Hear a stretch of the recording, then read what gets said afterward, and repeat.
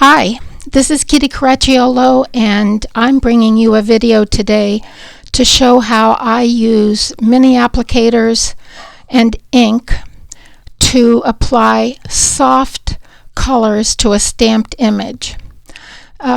Today I'm working with the Rubbernecker 3 pine tree set. This is the largest tree in the set, and it's very whimsical to me, and I like adding color like this rather than trying to use a marker or to watercolor it. I am using very, very soft touches with the mini applicator. I'm actually using peeled paint distress ink here, and this takes some time. I've actually skipped through several of the steps just to get through so you're not bored to death while you're watching me apply this ink. If you don't have or haven't tried the mini applicators, you should definitely give them a try.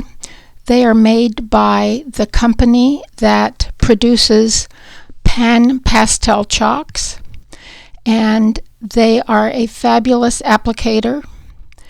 They are not makeup applicators.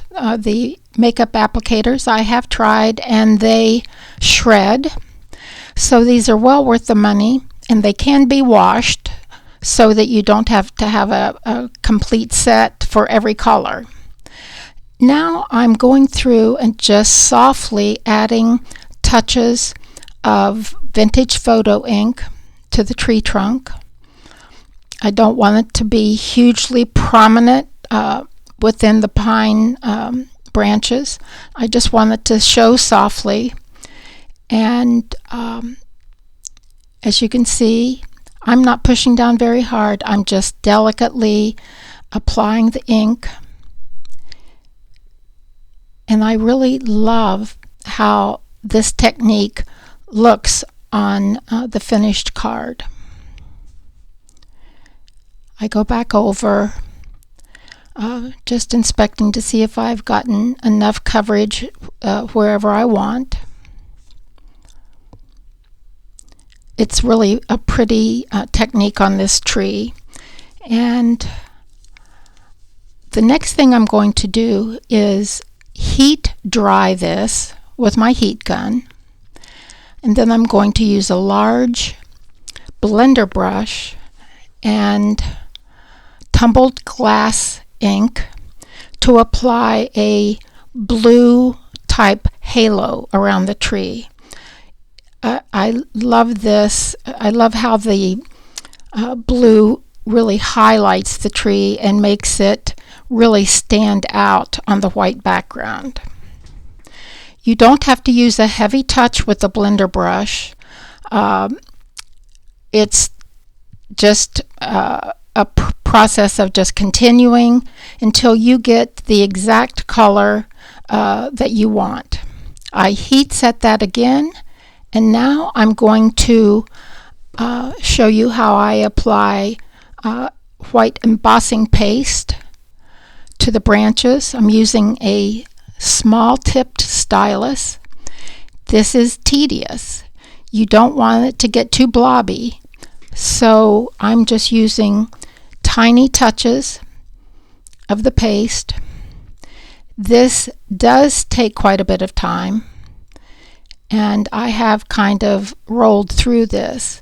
As you can see, it's just tiny touches at a time that creates a very realistic looking snow layered on the branches. These small stylus that I have, I got with from the Sofft company that also makes the PanPastel. I think I did. I've had them for years. Forgive me if I'm wrong. So you can see I have just delicately added to the branches.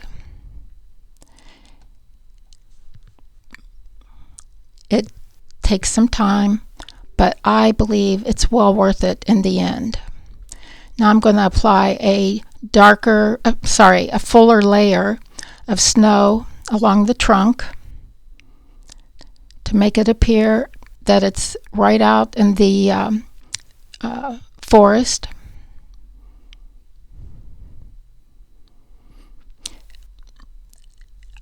I definitely suggest that you heat dry your ink. I almost think I need to spray these kinds of projects with a fixative because the brown ink and the green ink starts coming through a little bit.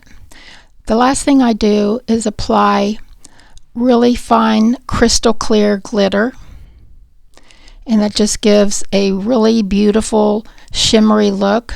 I turned it over and hit the back of it just to get the loose glitter off. And I did take a paintbrush here and just kind of got rid of some of the loose glitter that was actually kind of almost covering up the green color around the branches. I hope you've enjoyed seeing this tutorial. Let me know, and I hope you have a good day.